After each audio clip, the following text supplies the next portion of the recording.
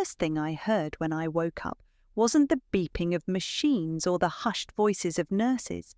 It was my mother's voice, sharp and certain, cutting through the fog in my brain like a knife through butter. "The closing went perfectly, sweetheart. I got a wonderful price for your little house." My eyes snapped open. The fluorescent lights above made everything look washed out and sterile, but nothing was more jarring than seeing Karen sitting in the visitor's chair, perfectly put together as always, scrolling through her phone like she'd just told me about the weather. "What?" My voice came out as a croak. My throat felt like sandpaper. She looked up with that practiced smile I knew so well, the one she used when she was about to deliver news she thought I wouldn't like, but should be grateful for anyway. "Oh, good you're awake. The nurses said you might be groggy for a while. You've been out for 3 weeks, honey. 3 whole weeks." She set her phone down and leaned forward, her voice taking on that syrupy tone that made my skin crawl. "I've been here every day taking care of everything. My name is Delilah, and I should probably mention that my relationship with my mother has always been complicated." But right then, with my head still swimming and machines beeping around me, I couldn't process what she'd just said. "You sold my house." "I handled it, yes. You were in a coma, sweetheart. Someone had to make decisions." She reached for my hand, but I pulled it away before she could touch me. "The doctors weren't sure if you'd ever wake up properly. I couldn't just let that mortgage pile up while you were—" "You sold my house." It wasn't a question this time. Karen's smile faltered for just a second. "It was the responsible thing to do. You'll see that once you're thinking clearly again. I got 40,000 over asking price. Can you believe that? In this market?" The room started spinning, and not from whatever medication they had me on. That house wasn't just a house. It was everything I'd worked for since I was 18 years old. 2 jobs through college, 60-hour weeks, ramen noodles for dinner, more nights than I could count. I'd bought it as a foreclosure when I was 25 and spent 4 years turning it into something beautiful. Every tile, every paint colour, every piece of crown moulding. I'd chosen it all. "Where are the papers? Where's my copy of the sale?" "Oh, you don't need to worry about all that legal nonsense right now. You need to focus on getting better." She stood up and smoothed down her skirt. "I've already talked to Gianna. You can stay with her while you recover, and then we'll figure out something more permanent. Maybe you could move back in with me for a while. Wouldn't that be nice? Like old times." Like old times. The phrase hit me like a physical blow. Old times meant Karen controlling every aspect of my life, from what I wore to who I dated to what career I should pursue. Old times meant feeling like I was suffocating in my own skin. "I want to see the paperwork." "Delilah, you just woke up from a 3-week coma. You can barely sit up straight. This isn't the time to—" "I want to see the goddamn paperwork, Karen." Her face went cold. There it was, the real Karen, the one that came out when she didn't get her way immediately. "Don't you dare take that tone with me. I've been sitting in this hospital room for weeks, worried sick about you, handling all your responsibilities while you were unconscious. The least you could do is show some gratitude." A nurse poked her head in. "Is everything okay in here?" We could hear raised voices. "Everything's fine," Karen said quickly, her smile snapping back into place. "Just some family discussion. You know how it is." The nurse looked at me. "How are you feeling, Delilah? Any pain? Nausea?" "I'm fine, but I need to make a phone call." "Of course. There's a phone right there on your bedside table." After the nurse left, Karen sat back down. "Who do you need to call? I can handle whatever it is." "No." I reached for the phone with shaking hands. "You've handled enough." Karen's face hardened. "You're making a mistake. You're not thinking clearly. The accident, the coma, it's affected your judgment." I started dialing Vienna's number from memory. My best friend since college. the one person who'd never once tried to control me or tell me what was best for my own good. "You'll thank me someday," Karen said, standing up and grabbing her purse. "When you're not so emotional, you'll realize I saved you from drowning in debt and responsibility you couldn't handle." She walked toward the door, then turned back. "I'll be back tomorrow. Try to get some rest. And Delilah, try to remember that everything I do because I love you." The door closed behind her with a soft click, and I stared at the ceiling tiles, phone still pressed to my ear as Vienna's voicemail picked up. But I wasn't thinking about gratitude or love or fresh starts. I was thinking about revenge. Vienna burst through the hospital room door like she was ready for war, carrying a duffel bag and wearing the kind of expression that meant someone was about to get their ass handed to them. "What the hell happened? Your message said Karen sold your house. How is that even possible?" I'd never been so happy to see anyone in my entire life. Vienna looked exactly the same, dark hair pulled back in a messy bun, wearing scrubs from her job at the veterinary clinic, and radiating the kind of fierce loyalty that had gotten us both through college. She says she had to make decisions while I was in the coma, something about the mortgage piling up. Vienna dropped the bag and pulled out a chair. "Okay, first things first. Are you hurt? Like, really hurt? Because I need to know if I'm dealing with someone who's operating at full capacity or if I need to handle this differently." My head's still fuzzy, but I'm pissed off enough to think clearly. "Good, because we need to talk." She glanced toward the door, then back at me.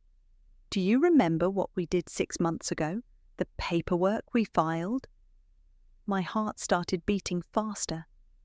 The trust. Vienna leaned forward.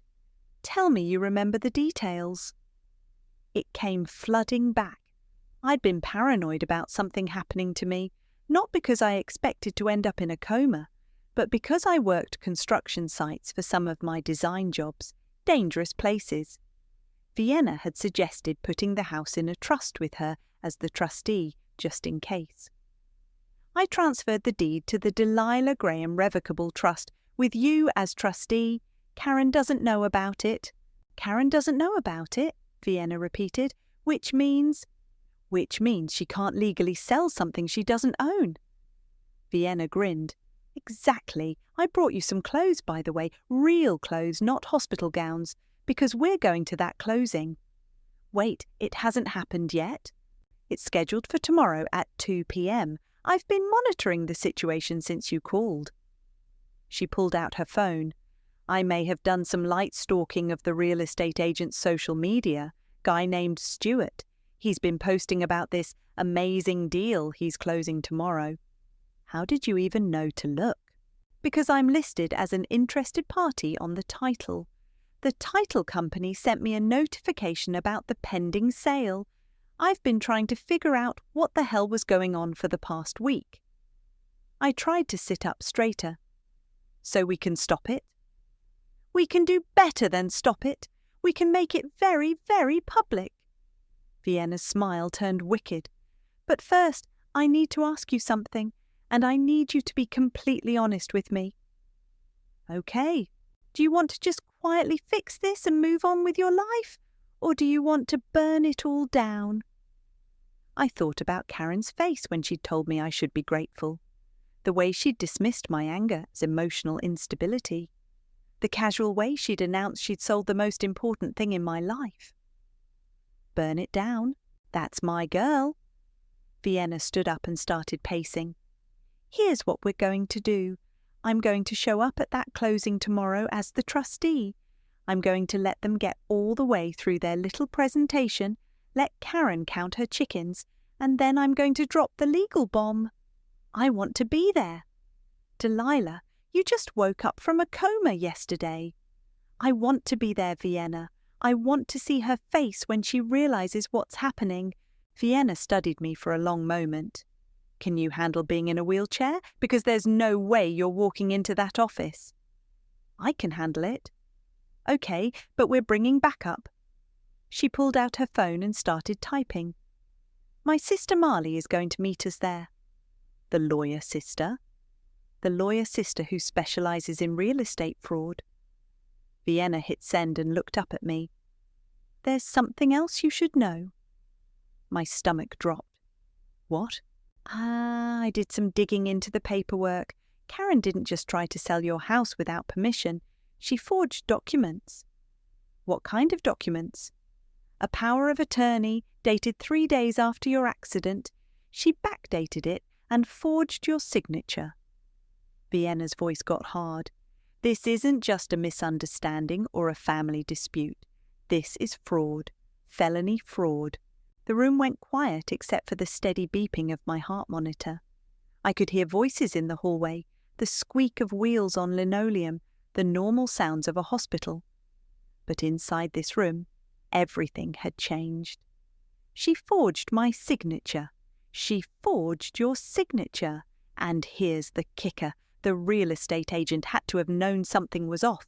No legitimate agent processes a sale this fast without proper documentation, especially when the owner is in a coma. So Stuart's in on it? Stuart's in on it? Vienna sat back down. The question is, how deep do you want to dig? I looked at my hands, still shaky from 3 weeks of being unconscious. Then I looked at Vienna, who'd been protecting my interests while I couldn't protect them myself. All the way down. Vienna's phone buzzed. She glanced at it and her expression shifted. What is it? Text from Marley. She says to tell you that forging someone's signature while they're in a medical coma isn't just fraud. Vienna looked up at me. It's elder abuse, and in this state, that's a felony with mandatory jail time. Karen's not elderly. No, but you were medically incapacitated. Same legal protections apply. Vienna stood up. Delilah, your mother didn't just try to steal your house. She committed a crime that could put her in prison for 5 years. I closed my eyes and tried to process everything. When I opened them, Vienna was watching me carefully. Are you okay with that? Ask me tomorrow, I said, after I see her face at that closing table. Gianna's apartment smelled like vanilla candles and expensive perfume, the kind of place where everything matched and nothing looked actually lived in. She helped me from Vienna's car to the couch, fussing over pillows and asking if I needed water every 30 seconds. Mum said you might be confused for a while, she said, tucking a blanket around my legs. Head injuries can mess with your memory and judgment. My memory's fine. Are you sure? Because Mum said you were really upset about the house thing, but she explained it all to me. She had to act fast to protect your credit. The medical bills alone. Gianna. I grabbed her wrist. Stop. She pulled back, looking hurt. I'm just trying to help. I know, but I need you to listen to me, okay? Really listen. I waited until she sat down across from me. Karen doesn't own my house. She never did. She can't sell something that isn't hers. But she showed me the paperwork. The power of attorney is forged. Gianna's face went blank. That's not... Mom wouldn't... Mom would. Mom did. We sat in silence for a moment. Gianna twisted her hands in her lap, the same nervous habit she'd had since we were kids. She was 24, but still looked like a teenager when she was upset. You're scaring me, she whispered. Good. You should be scared. Because if she'll do this to me, what do you think she'll do to you? Before Gianna could answer, we heard voices outside. Karen's laugh, high and artificial, followed by a deeper male voice. She's here, Gianna said unnecessarily. The door opened, and Karen walked in with a man I didn't recognize. Tall, silver-haired, wearing an expensive suit that screamed real estate agent. Delilah, you look so much better already. Karen rushed over like she was going to hug me, but I leaned back into the couch.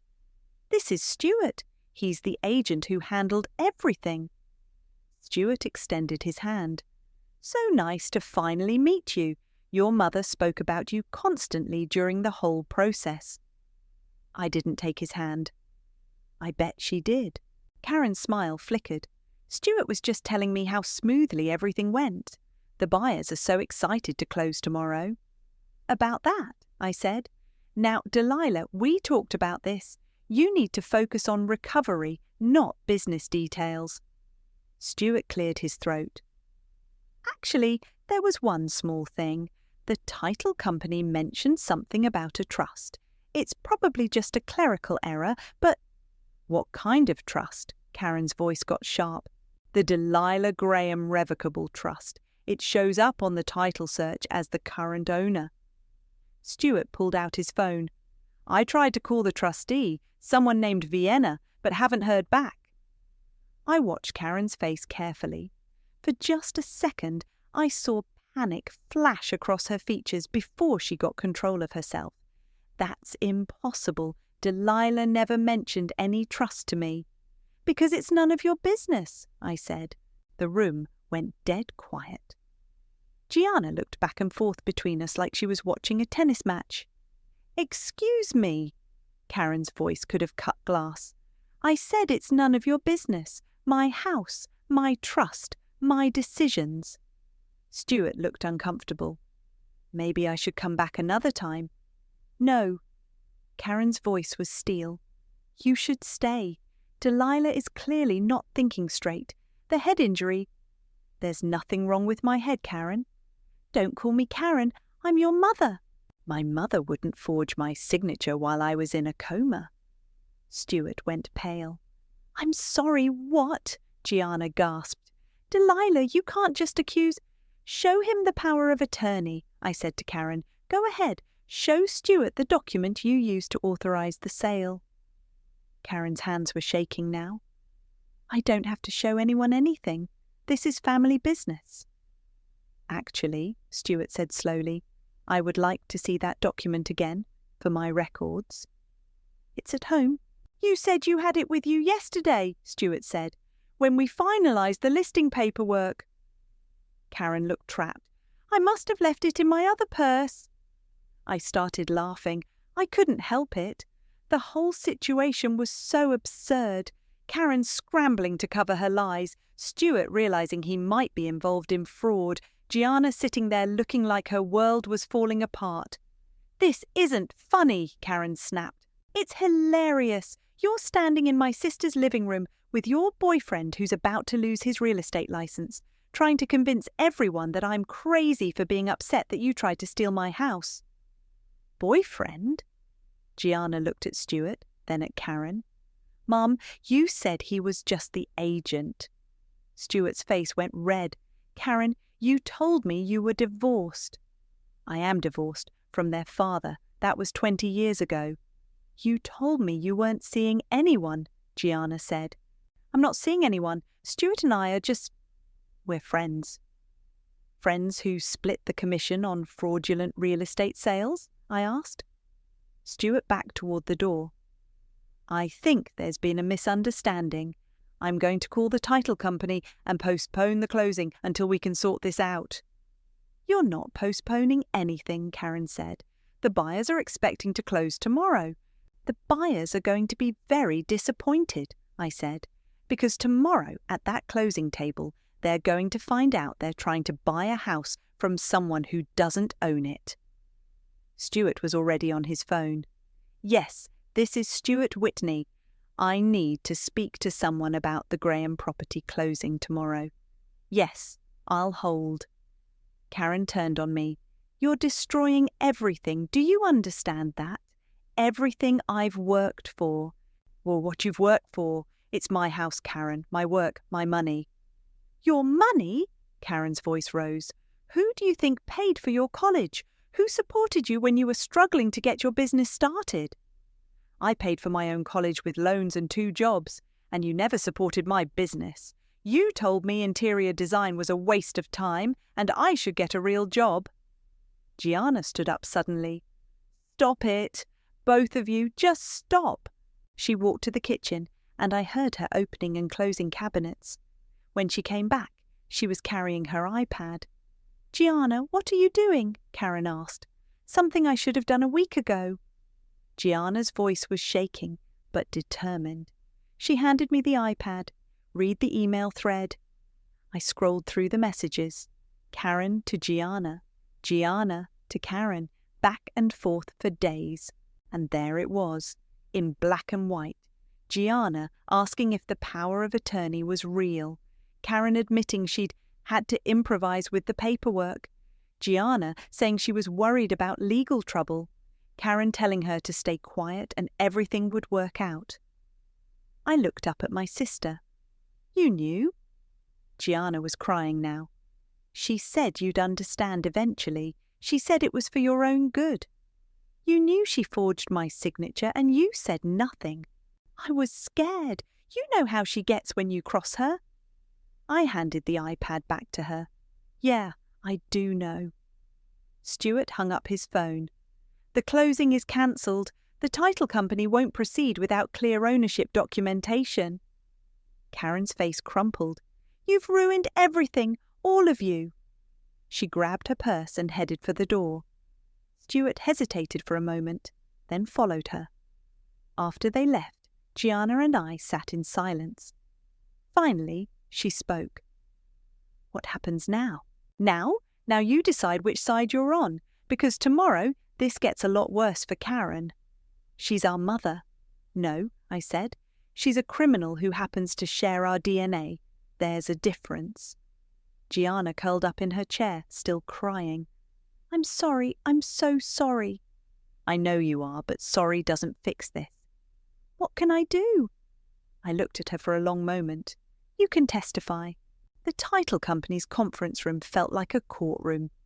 Vienna wheeled me in at exactly 1:58 p.m. with Marley right behind us carrying a briefcase that looked like it could hold nuclear launch codes. Karen was already there with Stuart, sitting across from a young couple who had to be the buyers. The woman looked excited, clutching a folder of what were probably Pinterest boards for her dream home. The man kept checking his watch. Delilah! The woman jumped up. I'm Jordan, and this is my fiancé Lucas. We are so in love with your house. The kitchen renovation is absolutely stunning. My kitchen, my renovation, my 4 months of living on takeout while I installed those cabinets myself. Thank you, I managed. Karen's face was stone. I wasn't expecting you to be here. I bet you weren't. The title company representative, a nervous-looking woman in her 50s, shuffled papers. Well, now that everyone's here, we can begin. I'm Patricia, and I'll be handling today's closing. However, there seems to be a small documentation issue we need to resolve first. Stuart leaned forward. What kind of issue? Marley opened her briefcase. The kind where the person trying to sell the house doesn't actually own it. Patricia nodded. Yes, our title search shows the property is owned by the Delilah Graham Revocable Trust, with Vienna Santiago as trustee. Ms. Graham, I don't see you listed anywhere on our paperwork as the seller. Because I'm not selling, I said. Lucas looked confused. I'm sorry, what's happening here? Jordan's smile was fading fast. Are you saying the sale is off? Karen stood up. There's been a misunderstanding. My daughter was in a serious accident. She's been in a coma for weeks. She's not thinking clearly. I'm thinking perfectly clearly. I looked directly at Patricia. 6 months ago, I transferred ownership of my house to a revocable trust. Vienna is the trustee. My mother has no legal authority to sell my property. Patricia flipped through her files. Do you have documentation of this trust? Vienna pulled out a folder. Original trust documents, filed with the county recorder's office, deed transfer, also properly recorded. And here's my identification as the trustee. Stuart's face was getting red. This is ridiculous. Karen provided power of attorney documentation. Show them, I said to Karen. Show them the power of attorney you used to authorize this sale. Karen's hands were shaking. I don't have it with me. Because it doesn't exist, Marley said calmly. Or rather, it exists, but it's a forgery. My client was in a medically induced coma when this document was allegedly signed. Patricia looked like she wanted to disappear under the table. I think we need to postpone this closing until— No postponement necessary, Vienna said. As trustee, I'm formally notifying everyone present that this property is not for sale. Any attempt to transfer title would be fraudulent. Lucas stood up. Okay, what the hell is going on here? We put down earnest money. We gave notice on our apartment. We have a moving truck scheduled for Saturday. I'm sorry, I said, and I actually meant it. You're the victims here too. Jordan was near tears. But we've been planning this for months. We picked out paint colours. We measured for furniture. Karen suddenly came alive. This is all a big misunderstanding. Delilah is confused because of her head injury. She doesn't remember setting up the power of attorney. Then produce it, Marley said. Show us this power of attorney. It's at home. No, it's not, Stuart said quietly. Everyone turned to look at him. Karen, I need to see that document, right now. I told you, it's at home. Stuart pulled out his phone. I'm looking at the photos I took of it last week. The signature doesn't match the one on her driver's license copy. The room went dead silent. You photographed it. Karen's voice was barely a whisper. I photograph all legal documents for my files. It's standard practice. Stuart was scrolling through his phone and looking at it now next to her real signature on the trust documents. He looked up at Karen. Jesus Christ, Karen, what did you do? I did what I had to do to protect my daughter's financial future. You forged her signature while she was in a coma, Marley said. That's not protection. That's exploitation of a vulnerable adult. It's a felony. Lucas grabbed Jordan's hand. We're leaving. This is insane. Wait, Patricia called after them. We need to discuss your earnest money. Keep it, Lucas said. Consider it payment for the worst house hunting experience of our lives. After they left, the room felt smaller. Stuart was staring at his phone like it contained evidence of his own execution. Karen, he said slowly, you told me she signed the power of attorney before the accident. She did. Mentally, she did. She would have wanted me to handle things. That's not how legal documents work, Marley said, and you know it. Vienna leaned forward. Patricia, we need copies of all documentation related to this attempted sale, for our attorney's files, of course, and I'll need to file a report with the State Real Estate Commission about the fraudulent documentation. Stuart's face went white. A report? It's required by law when we discover forged documents in a real estate transaction. Karen suddenly grabbed Stuart's arm. Fix this! You said you could fix this if there were problems. Stuart jerked away from her. Fix what? You lied to me, Karen. You made me an accessory to fraud. I never lied. I simplified things. You forged your daughter's signature and told me it was legitimate. That's not simplifying. That's criminal. Patricia was gathering papers with shaking hands. I think this meeting is over. Ms. Vienna, as trustee, you'll need to sign some paperwork confirming the property is not for sale. Gladly. Karen looked around the room like a trapped animal. This isn't over. Delilah, you're making a huge mistake. When you're thinking clearly again, you'll realize. I'm thinking clearly right now, I said, clearly enough to know that what you did was unforgivable. I'm your mother. You're a criminal who happens to be related to me. Karen's face crumpled, but I felt nothing. No sympathy, no guilt, no regret. Vienna finished signing the papers and stood up. Patricia, one more thing. We'll need documentation that this attempted sale has been reported to the appropriate authorities. Of course. As we headed for the door, I heard Karen whisper to Stuart, Fix this, or I swear I'll expose everything. Stuart's response was loud enough for everyone to hear. There's nothing left to expose, Karen. We're both screwed. Outside in the parking lot, Marley helped me back into Vienna's car. How do you feel? Vienna asked. Like I just won the first battle of a war. Good, Marley said, because now the real fight begins. The news travelled fast in a small town. By Friday morning, Vienna's phone was buzzing with texts from people who'd heard about the drama at the title company. By Friday afternoon, Stuart's real estate office had taken down his photo from their website. I was back at Gianna's apartment, scrolling through Facebook on her laptop, when she came home from work looking like she'd been hit by a truck. "It's everywhere," she said, dropping her purse by the door. "Everyone's talking about it." "Good. Good?" She stared at me. "Delilah, people are saying Mum tried to steal your house. They're saying Stuart might lose his license. How is that good?" "Because it's true." Gianna sat down across from me, still in her bank teller uniform. "Mrs. Henderson from down the street asked me if it was true that Mum forged your signature. What was I supposed to say?" "The truth. I can't just throw Mum under the bus." She threw herself under the bus when she committed fraud. Before Gianna could respond, her phone rang. She looked at the caller ID and her face went pale. "It's Mom. Don't answer it." "I have to. She's been calling all day." Gianna swiped to answer. "Hi, Mom." Even from across the room, I could hear Karen's voice, high and frantic. Gianna kept saying, "Uh-huh," and "I know," while shooting worried glances at me. Finally, she hung up.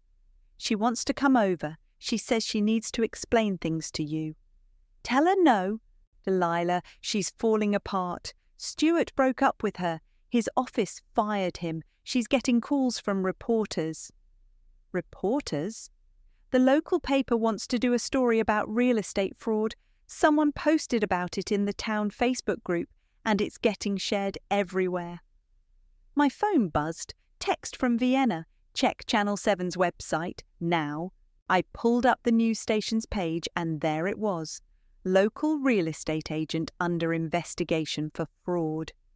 The article was short, but damning. It mentioned Stuart by name, described the forged documents, and included a quote from the State Real Estate Commission about taking all allegations of fraud seriously. "Holy shit!" Gianna looked over my shoulder and gasped. "They used his real name, his full name, because he's a public figure who committed a crime. But what about Mom?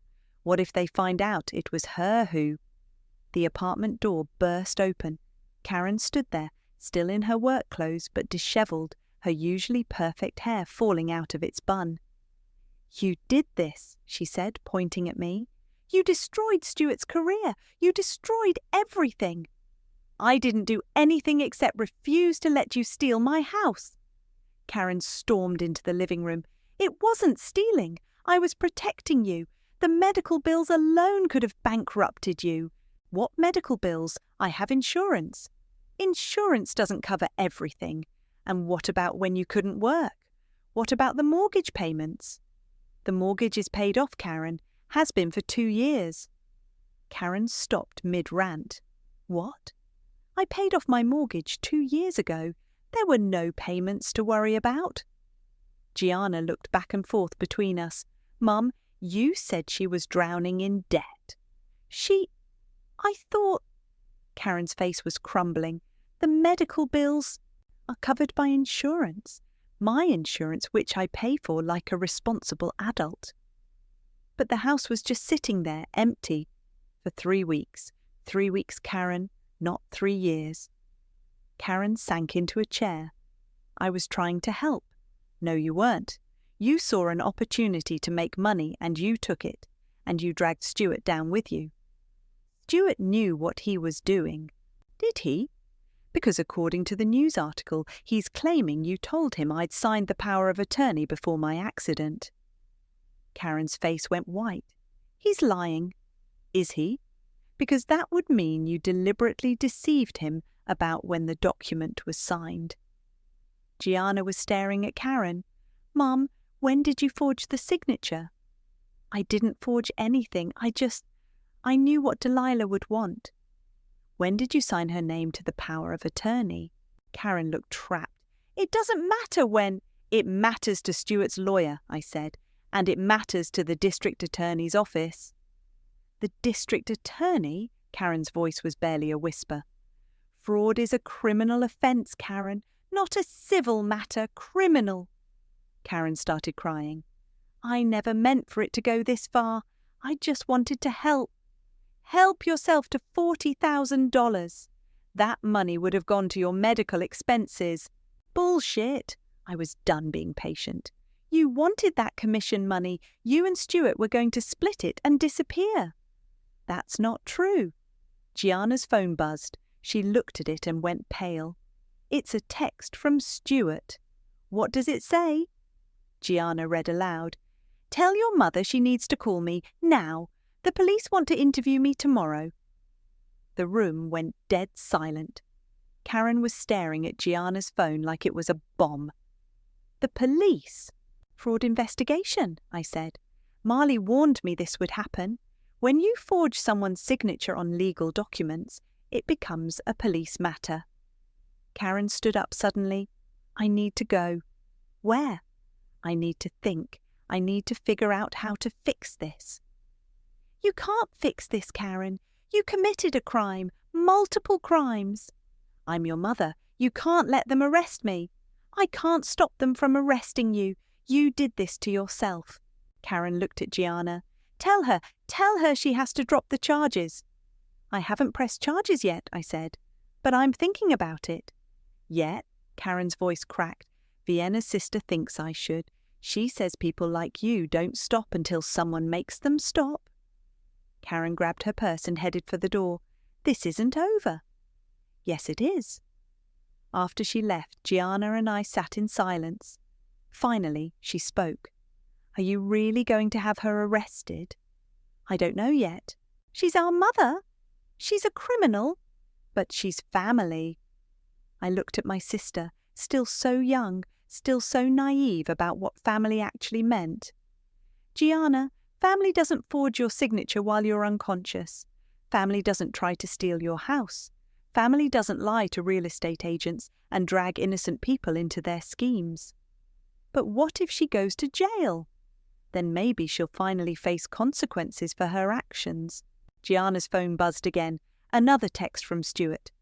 Karen's not answering her phone. The police want to talk to her too. This is serious. I handed Gianna back her phone.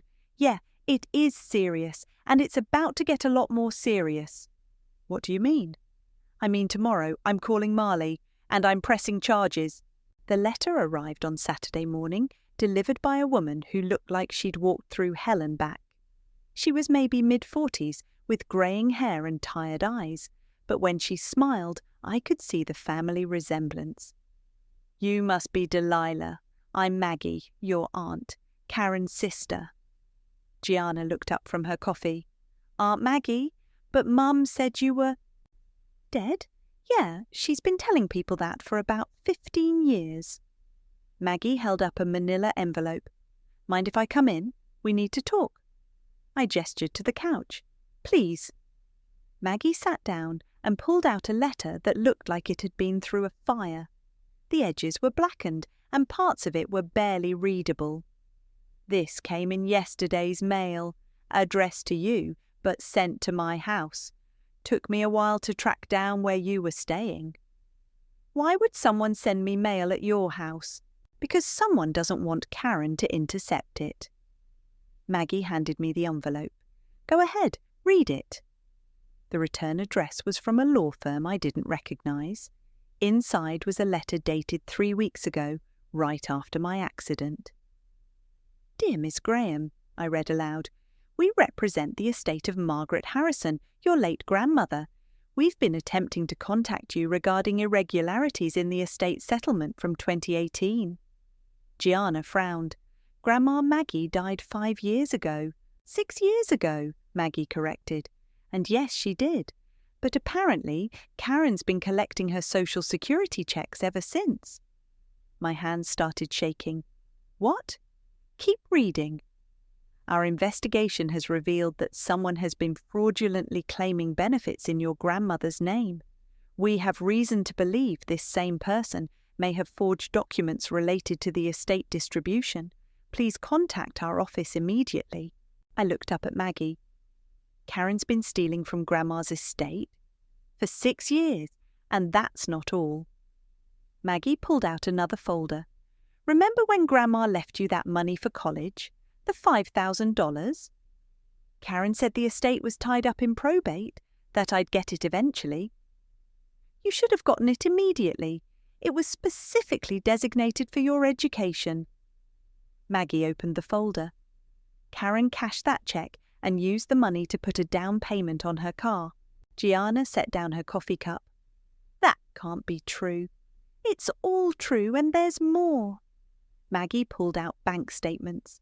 Your grandmother left Gianna $2,000 for her 18th birthday. Karen cashed that check too. My birthday money? Gianna's voice was small. Mum said Grandma didn't leave me anything because I wasn't in college yet. Grandma left specific instructions. College fund for Delilah, birthday money for Gianna, and the rest split between Karen and me. Maggie's voice got hard. Except Karen told the lawyer I'd died in a car accident. She collected my half too. I felt sick. How much money are we talking about?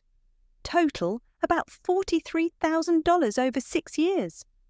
The room went silent except for the ticking of Gianna's wall clock. Finally, Gianna spoke. Why didn't you stop her? Because I didn't know until last month. I've been living in Oregon, working at a lumber mill.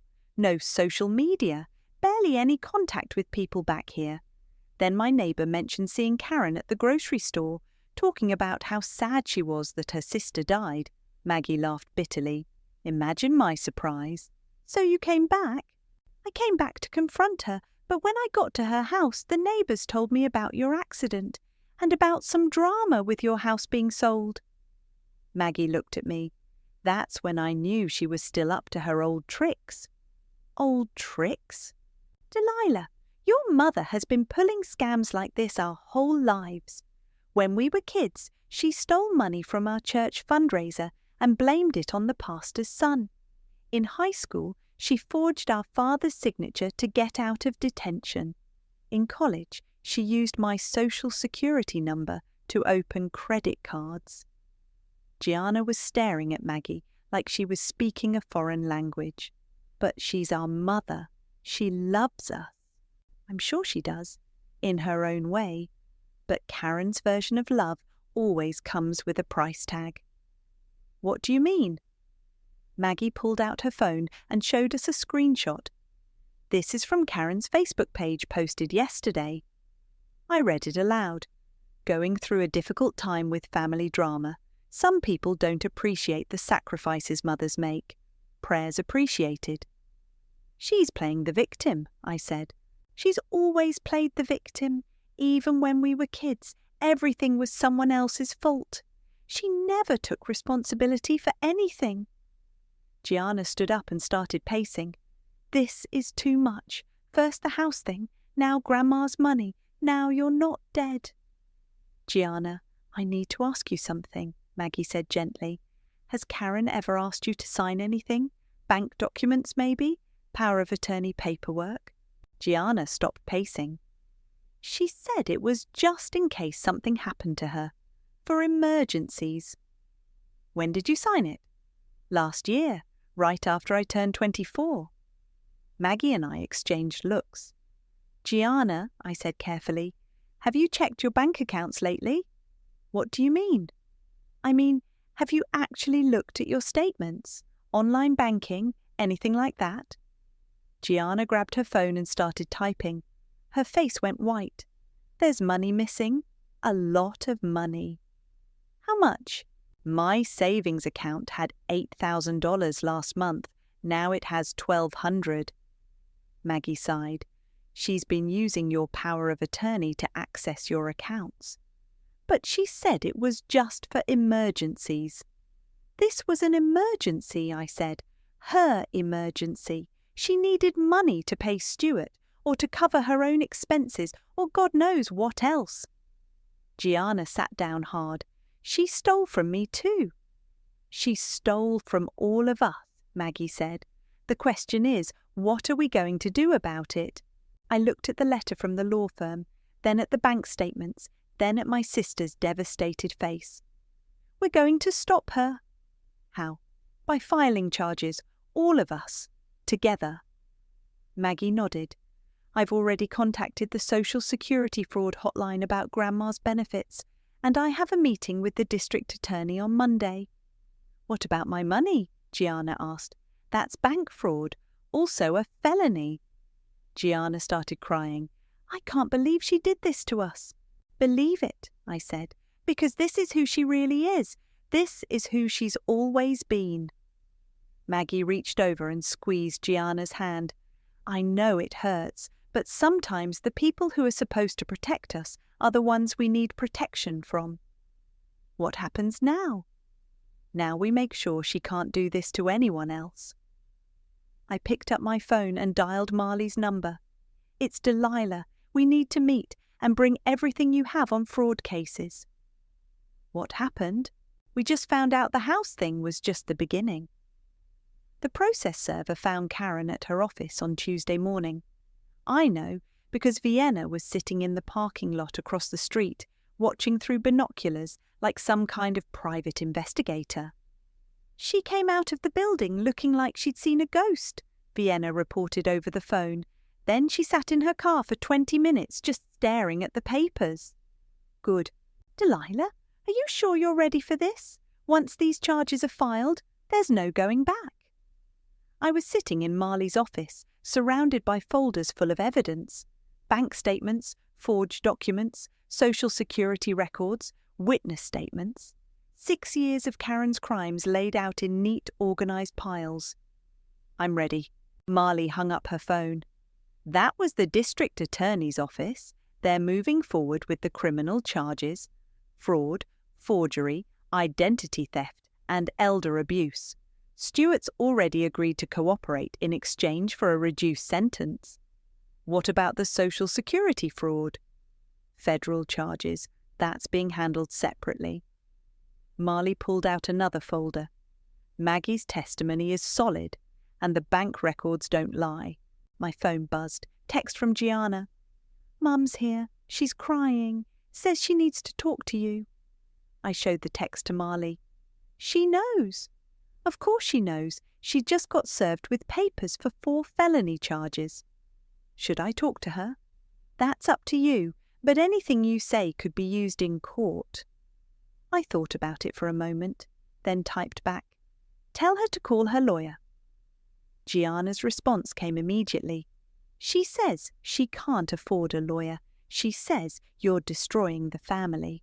Tell her she should have thought about that before she committed multiple felonies.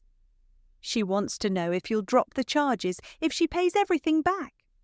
I showed that text to Marley, who laughed. "Tell her it doesn't work that way. The state is prosecuting now. It's out of your hands." But before I could respond, my phone rang. Karen's number. "Don't answer it," Marley said. I answered it anyway. "What do you want, Karen?" "Delilah, please, we need to talk." "We have nothing to talk about." "I'm your mother. I love you.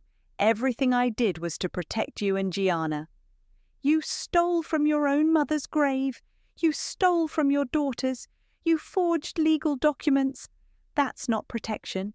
That's criminal behaviour." "I made mistakes. I know that. But we can fix this. As a family." "We're not a family, Karen. Families don't steal from each other." "Please don't do this. Think about Gianna. Think about what this will do to her." I looked at Marley, who was shaking her head. "Gianna will be fine. She's stronger than you think." "The charges? They're saying I could go to prison." "You could. You probably will." Karen started crying. "I never meant for it to go this far. I just needed money.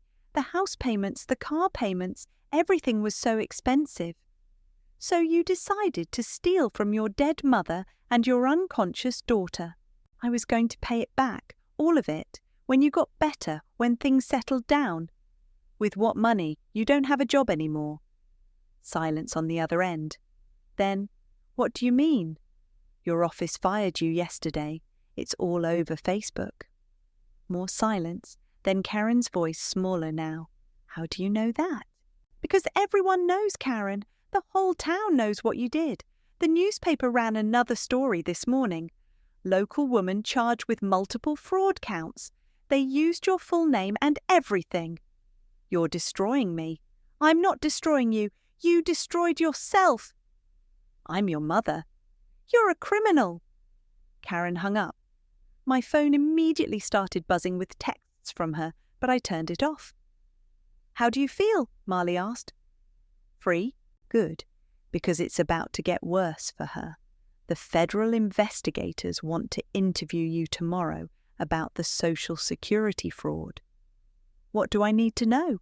Just tell the truth. That's all you've ever needed to do. That evening, I was back at Gianna's apartment when she came home from work looking exhausted. How was your day? Oh, terrible. People kept asking me about Mom, about the charges, about whether it's true she stole from Grandma. Gianna sat down heavily. I didn't know what to say. You say it's true because it is. But they look at me like I'm guilty too, like maybe I knew, or maybe I'm just like her. You're nothing like her. How do you know? What if this runs in families? What if I turn out to be a criminal too?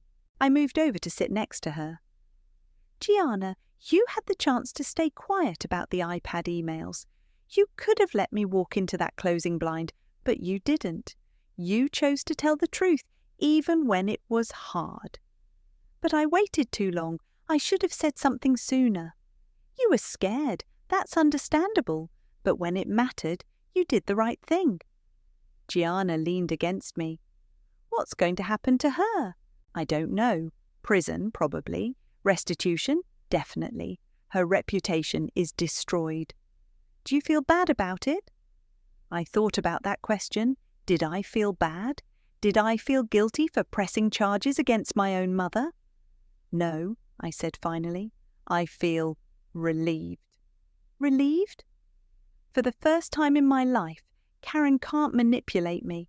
She can't guilt me or gaslight me or make me feel like I'm crazy for being upset about her behaviour. She's facing real consequences for her actions. But she's our mum. She's a person who gave birth to us. That doesn't give her the right to steal from us. Gianna's phone buzzed. She looked at it and frowned. It's a Facebook notification. Someone tagged me in a post. What does it say? Gianna read it aloud. Karen Graham is asking for prayers and financial support during this difficult time. Her daughters have turned against her, and she's facing false charges. Donations can be sent to... She looked up at me. She's crowdfunding. She's what? She started a GoFundMe. Help Karen fight false charges. She's raised $300 already. I started laughing. I couldn't help it. Even facing felony charges, Karen was still running scams. What's so funny? She's literally committing fraud to raise money to fight fraud charges. Gianna stared at her phone. Should we report this? Screenshot everything first? Then yes, report it. Fraudulent fundraising is another crime. How many crimes can one person commit? With Karen, I'm not sure there's a limit. My phone buzzed with a voicemail notification. I played it on speaker. Karen's voice slurred and desperate. You've ruined everything. Everything I worked for, everything I built. I hope you're happy. I hope you can live with yourself when I'm in prison. This family is destroyed, and it's all your fault. I deleted the voicemail and looked at Gianna. No, I said. It's all hers. The key felt different in my hand when I finally came home. Vienna had to help me up the front steps. I was still using a walker, but getting stronger every day, and when I turned that lock, it felt like I was opening the door to my real life again. Welcome home, Vienna said, pushing the door open.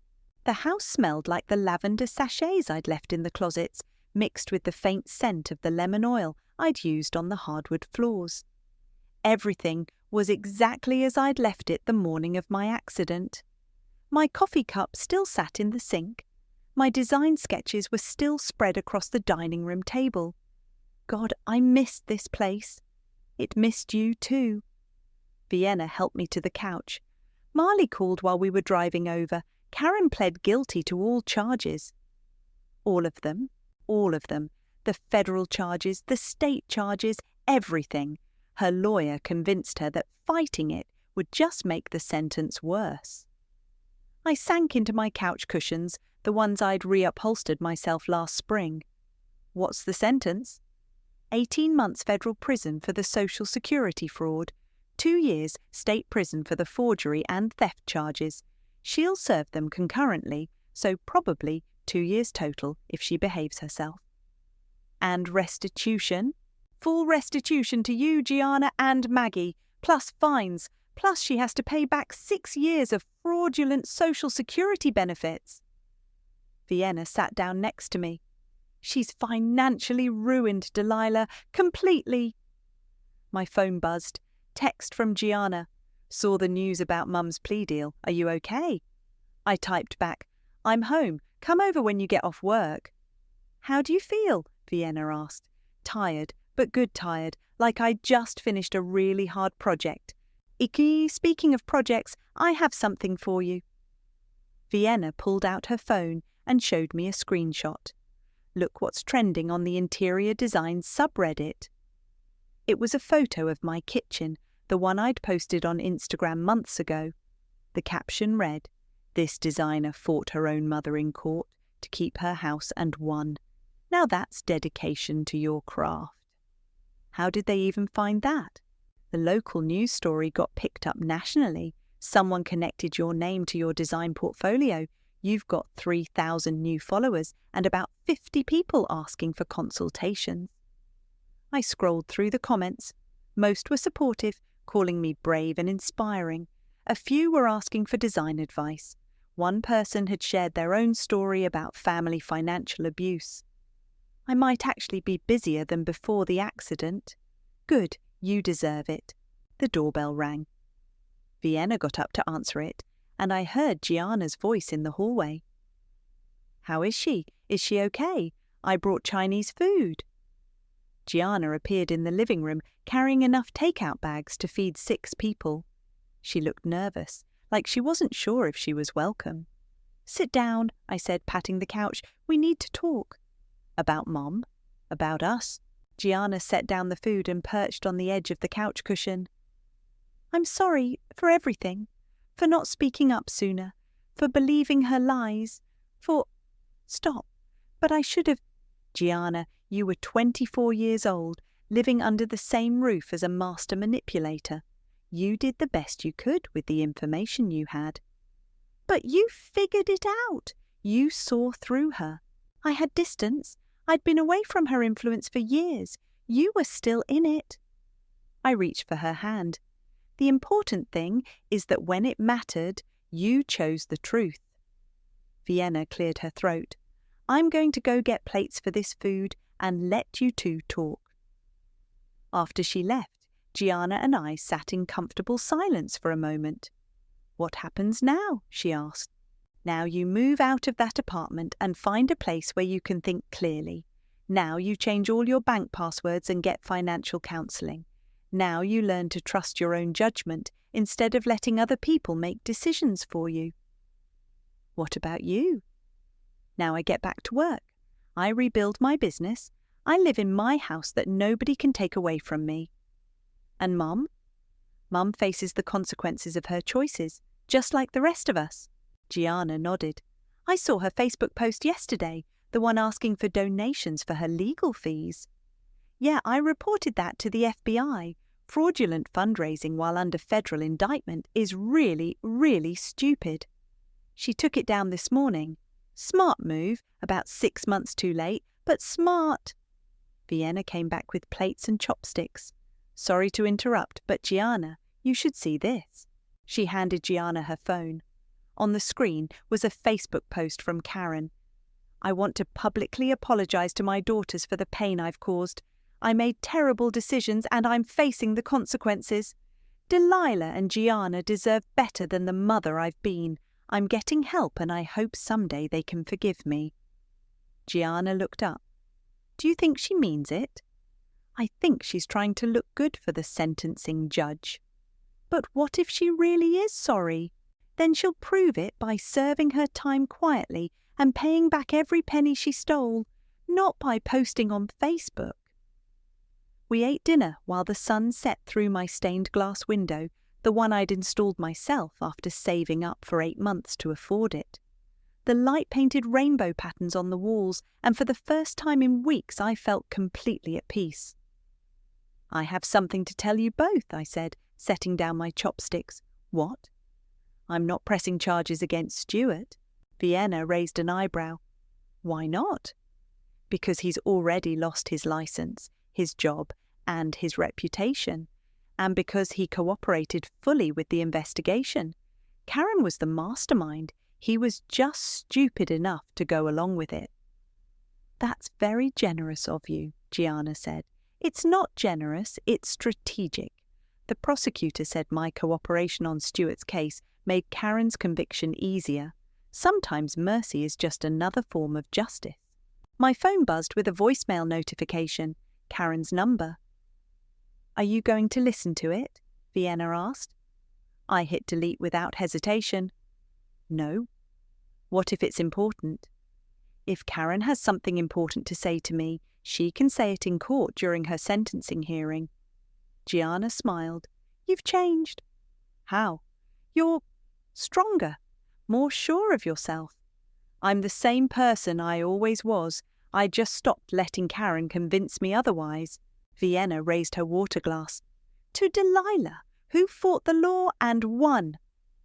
"To family," I said, looking at both of them. "The kind you choose, not the kind you're stuck with."